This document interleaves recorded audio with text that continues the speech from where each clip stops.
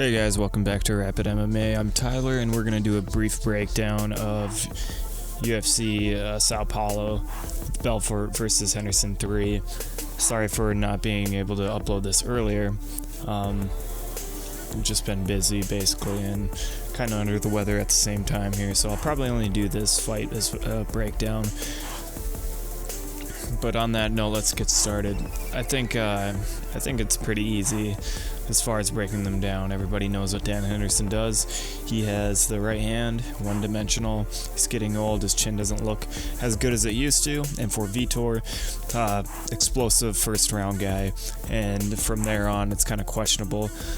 But I think this is a simple one. Obviously, it can go anyway, but common sense would tell you that the younger, faster, more dynamic striker and all-around fighter would win against Dan Henderson. Dan is tough as hell. I think his chin is suspect at this point. He's getting old. His reflexes just don't look the same like they used to. If you go back to the first fight with Vitor and Dan Henderson, or their second fight, excuse me, Henderson just looked really hesitant and weird, and he just didn't really quite know what to do, and he got his ass whooped, basically. I just think Vitor's resume is much more impressive as of late. He only has losses to, like, what is it, Chris Weidman, John Jones, I don't know, like, just top contenders, really. Otherwise, he's looked really good, even post-TRT. He didn't look bad in the Chris Weidman fight. I mean, he blew his wad immediately, but he still was able to find success in the exchanges, and that's what you need to do against Dan Henderson, is just the pressure, be wary of the right hand, and he has the southpaw, so Vitor just really has the upper hand, in my opinion, on this fight.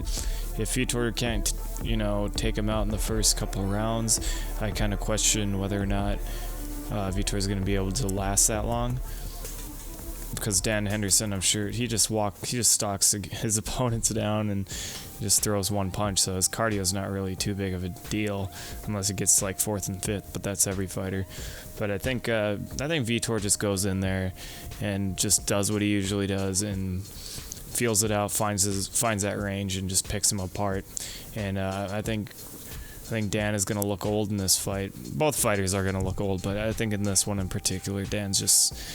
I question how long he's going to be able to do this. And if he lands a big right hand and knocks out Vitor, then I guess we'll see. He's not going to be getting... I don't think he wins the title anytime in his career again, but you never know. So it's Vitor Belfort. I'll go a second round TKO victory against Dan Henderson. I don't think it's that big of a surprise to anyone. It's not a lot of analysis you can go into for this fight. Well, you could, but I think we all know it's just the right hand versus the southpaw. And Dan Henderson could win in a variety of ways by, like, taking him down and whatnot, but I just don't think Henderson's going to do that. If he does, that would be incredible, and then we could see a long, drug-out war, but I just think Henderson's going to stand and try to land that right, and I just don't see that being successful. So, I don't know, that's really a Vitor second-round TKO. Thank you guys for watching. Sorry for the late upload again, but I appreciate all of you who watched. See you soon.